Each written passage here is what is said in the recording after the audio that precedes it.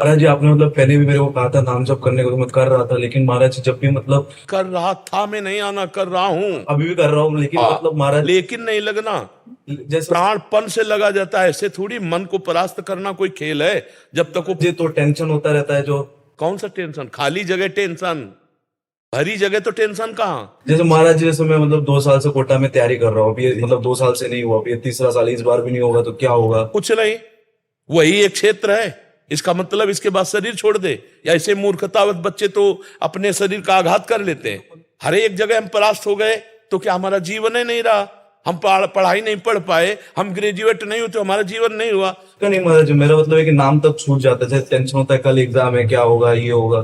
Tension क्यों लेते हैं यार? समय से पढ़ो और भगवान का स्मरण करो, और आएगा तो पढ़ाई के अंदर ही। बच्चा अगर ब्रह्मचर्य ठीक है और आप नाम जप कर रहे हो, तो एक बार सुना दिया जाए हमको तो हमारे दिमाग में टेप हो जाएगा स्मृति। ब्रह्मचर्य में वो पवित्र स्थिति है। तभी तो हम कह रहे हैं आज के जो बच्चे हैं ना, ब्रह्मचर्य का नाश करते हैं, स्मृतिहीन हो रहे हैं। अब डर लगता है परीक्षा से, ऐसे फेल हम कैसे हो जाएंगे?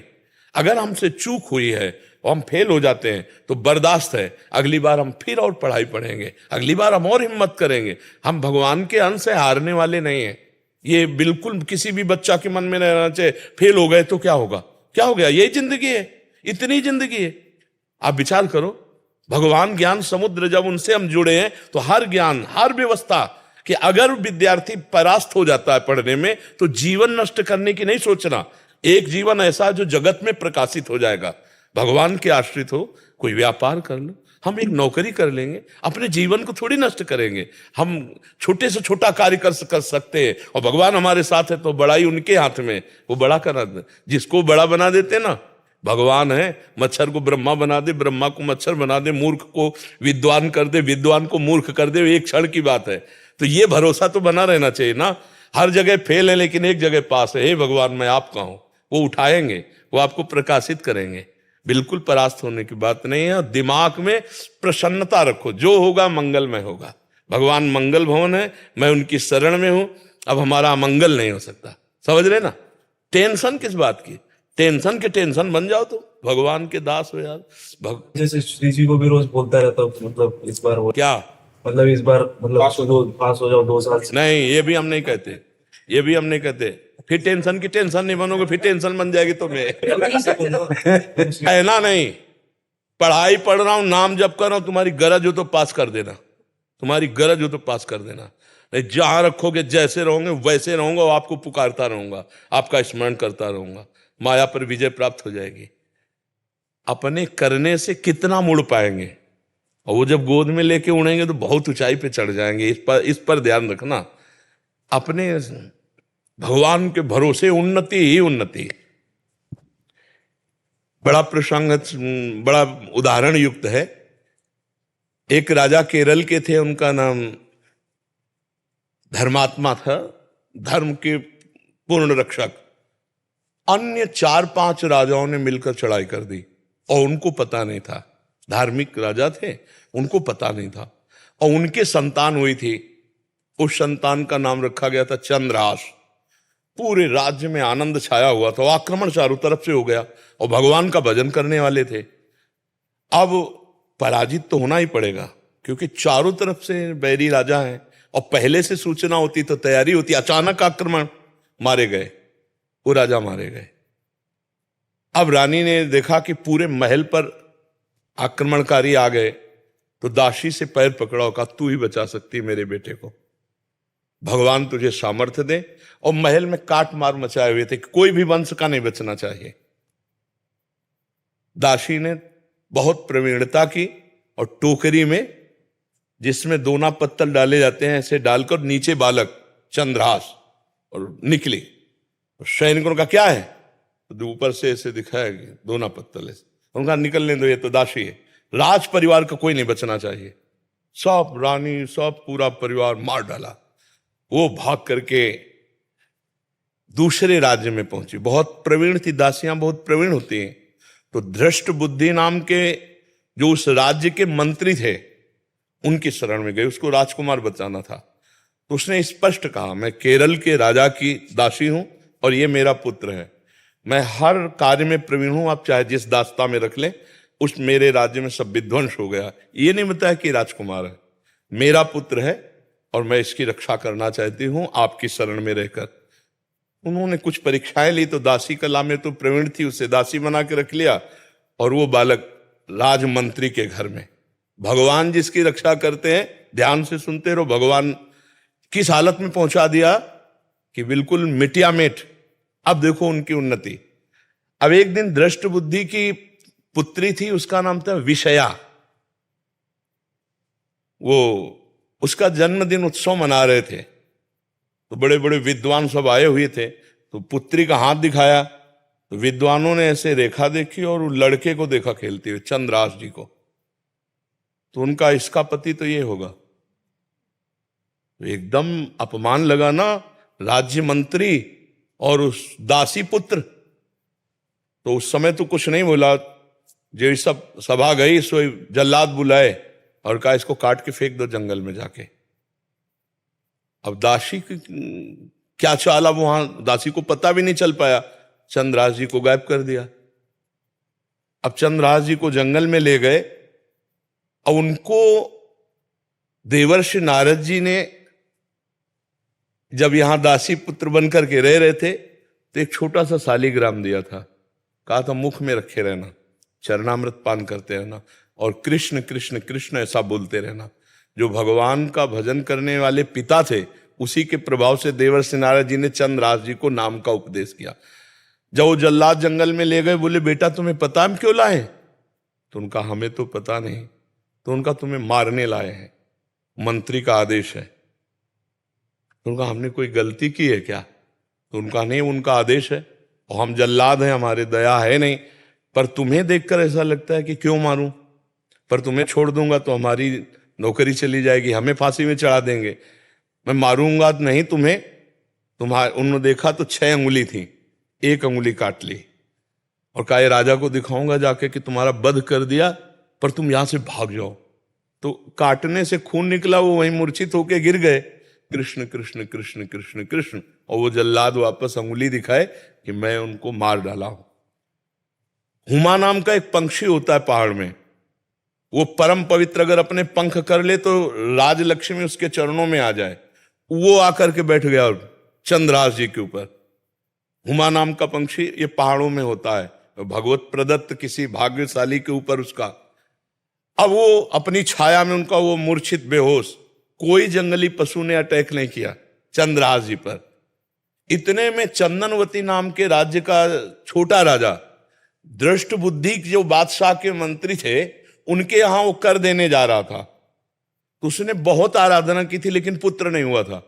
तो रास्ते में दृष्टि गई कि हुमा नाम का पंक्षी किसको घेरे हुए। तो जब गए तो देखा चंद्रास जी सुंदर राजकुमार और अंगुली कटी हुई, तुरंत पट्टी बांधी और लेकर के वापस चले गए। वहां नहीं गए कर देने, बड़ा उल्लास मनाया कि भगवान ने तो, हमने इतनी आराधना की, हमारे पुत्र नहीं हुआ लेकिन भगवान ने पुत्र दिया, मैं इसे राजकुमार पदवी देता हूं। छोटा राजा अपने राज्य का राजकुमार बना करके पालन पोषण किया और 10 वर्ष हो गए। वो कर देने नहीं गया बादशाह के यहां। तो बादशाह ने दृष्ट बुद्धि से कहा चंदनवती नगर का राजा कर देने नहीं आया, जाओ यदि वहां सम्मान पूर्वक कर दे तो ठीक है, नहीं उनका विनाश कर दो। मंत्री पूरे परिकर सहित आक्रमण किया। तो चंदनवती राजा का ऐसा वैभव था कि जब से चंद्रास जी उनके यहां राजकुमार बने, उनको डर ही नहीं था, क्योंकि चंद्रास जी भगवान का भजन करने वाले। तो दृष्ट बुद्धि नजदीक आया और कहा कर दे दो, नहीं तो युद्ध करो। तो उनका वैसे युद्ध की जरूरत नहीं, पर हम तुम्हें कर नहीं देंगे, हम समर्थ राजा है। चंद्रास जी ने इशारा किया कि विरोध नहीं। चंद्रास जी ने कहा कि हम स्वयं कर देने के लिए तैयार हैं, आप शांत रहिए। उसकी दृष्टि में दृष्टि मिली तो उसने, ये वही बालक है, क्योंकि नेत्र इसके वही हैं जो उनके घर में रहा था दासी पुत्र बल करके। तो चंदनवती के नरेश से कहा कि तुमने इस बालक को कहां पाया? तो उन्होंने पूरी बात सुनाई। तो उन्होंने कहा अरे फिर तो जो प्रारब्ध है वो होके रहेगा, ये मेरी बेटी का दूल्हा, अरे इसको मैं दूल्हा नहीं बनने दूंगा। उसने कहा मैं कर माफ करता हूं, केवल तुम एक बार बादशाह के सामने जाओ, पहले तुम नगर में जाओगे हमारे घर, वहां तुम्हारा स्वागत होगा और इसके बाद तुम बादशाह के पास जाओगे। का स्वीकार है। राजा को मना लिया चंदनवती नरेश को कि महाराज आप चिंता मत कीजिए। और पहले था कि अगर पत्र लिख दिया जाए तो जिसके लिए लिखा जाता था, धर्म कहता था बीच में खोल के नहीं पढ़ना, उन्हीं के वध के लिए उन्हीं को पत्र लिखा। और उनके जो बेटे थे उनको लिखा कि बेटा ये पुरुष जिसको मैं भेज रहा हूं, जाते ही विष दे दिया जाए, जाते ही भोजन में विष, हलाहल तुरंत मर जाना चाहिए। तो उन्होंने ऐसे खोस लिया मुकुट के साइड में और गए। भगवान की इच्छा, उस दिन उपवन में उन्होंने अपना घोड़ा रोका कि थोड़ी देर बाद चले जाएंगे उपवन में। और उपवन था वो राजकुमारियों का, और उसमें आई थी उनकी बेटी जिसका नाम था विषया। खेल खेल में देखा कि कोई राजकुमार ऐसे विश्राम कर रहा है मेरे राज्य में। नजदीक गई, चिट्ठी देखी, चिट्ठी निकाली, खोली, लिखा था कि जाते ही विषया विष दे देना, जाते ही विष दे देना। तो पिताजी की बुद्धि खराब हो गई, इतना सुंदर राजकुमार इसको विष दे देंगी। उसका नाम विषया था, तो विष के आगे केवल या बनानी थी, तो काजर की रेख से जो दूब का ऐसे लेके वैसे काजर करके या बना दिया विषया। जाते कुछ बिना बेचारे जाते ही विषया दे दें, और बस खोज दिया, चली गई। देखो भगवान का विधान। अब वो जब जगे तो वहां गए, तो जो दृष्ट बुद्धि का पुत्र था, बड़ा धर्मात्मा था, उसने आदर सत्कार, उनका पिताजी ने आपके पत्र दिया। जो पत्र देखा तो उन्होंने कहा पंडितों को बुलाओ, तुरंत ब्याह करो। पिताजी का आदेश, जाते ही विषया दे देना। अब बेटी से ब्याह हो गया, 2-4 दिन हुए, कोई सूचना नहीं पहुंची। तो दृष्ट बुद्धि ने कहा मामला क्या है। वो जब लौट के आए तो बड़ा पूरा नगर सजा था, उत्सव हुआ। उनका क्या उत्सव? बोले आपकी बेटी का ब्याह हो गया। किससे? बोले आपने राजकुमार भेजा था। अब उनको समझ में आया कि प्रारब्ध इतना बलवान होता है। जब घर के अंदर गए तो देखा बेटी, और तो उसने कहा तुम्हें जिंदा तो नहीं रहने दूंगा। मन में सोचा चाहे बेटी भी दवा रहे। 4 जल्लादों को बुलाया और कहा देवी के मंदिर में जाओ। और उसे कहा बेटा अब तो दामाद हो गए हो तुम, पहला पूजन हमारे यहाँ देवी का होता है, अकेले जाया जाता है। उनको भय तो था नहीं, भगवान के तो भक्त थे। बोले आप पूजन करके आओ, बहुत प्रसन्नता हुई कि आप जैसा दामाद। और अंदर से जल रहा था, और उधर 4 जल्लाद लगा दिए देवी के मंदिर में। अभी अकेले देवी के मंदिर में, और इधर जो बादशाह था, बादशाह से पंडित लोग विचार के कह रहे कि इस समय यदि आप राजगद्दी पर बैठेंगे तो अकाल पड़ जाएगा, आपका विनाश हो जाएगा। इस समय कोई दूसरा तत्कालीन राजा होना चाहिए, कुछ क्षण के लिए ही चाहे। तो उनका कौन हो सकता है? तो वहां दृष्ट बुद्धि के जो बेटे थे वो वहां किसी कार्य से, उन्होंने कहा हमारे जीजा ऐसे हैं, बड़े तेजस्वी प्रतापवान, आप देखेंगे तो उनका इसी समय लाओ।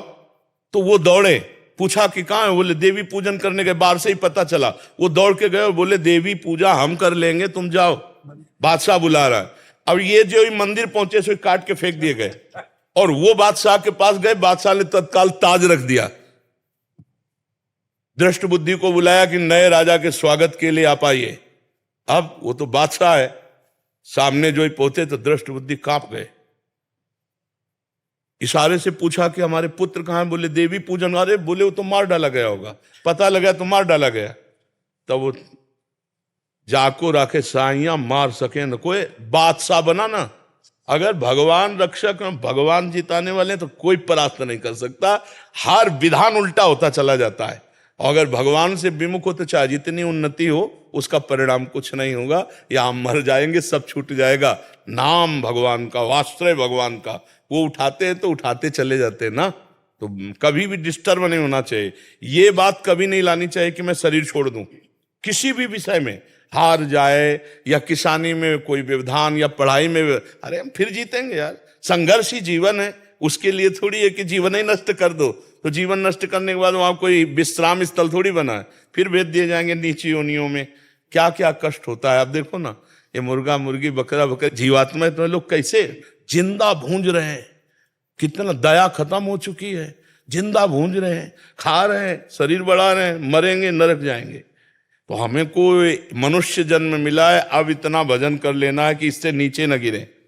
अगर चांस मिले तो पुनः मनुष्य बने और धर्म पूर्वक अपने राष्ट्र की सेवा करें, समाज की सेवा करें, भगवान का भजन करके जीवन पवित्र बनावें।